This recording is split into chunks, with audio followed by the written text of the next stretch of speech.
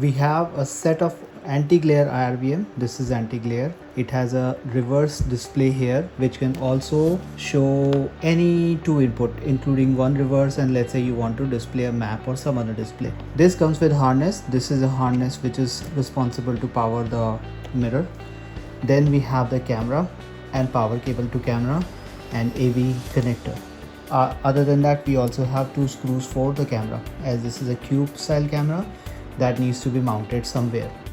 There are 4 wires here. These 2 are the power cables and these 2 are the signal cables. We will go in detail in these. And apart from that, it also comes with a waterproof connector which is connected directly onto this particular connection. Let me do this here.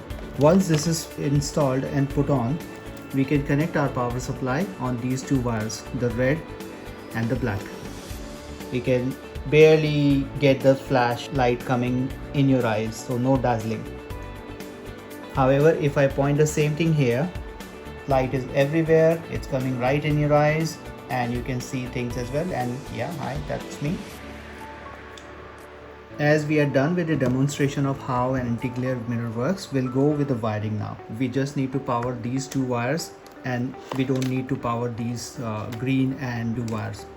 To video input, we can just use a V1.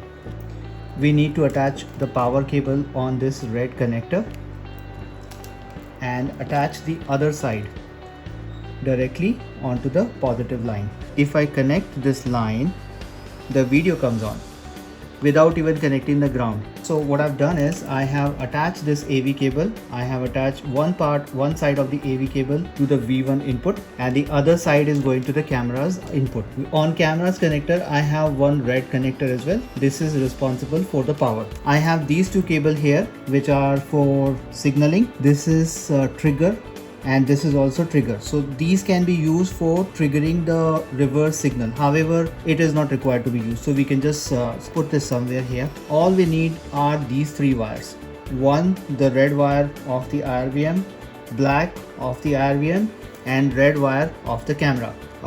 With this line, your camera setup is completely ready. So you have the camera input directly on the display 1. You can use either of the connector and you will have a display here. V1 will be given a priority compared to a V2. You don't need to connect this black wire off the camera as it is already taking ground directly from the IRVM's power supply itself. However, even if you connect it, it won't hurt anything. I hope this video was useful and this gave you the idea with regards to where which connector goes, right? So thank you very much. I hope this video was useful. If yes, don't forget to like, subscribe and follow for more videos.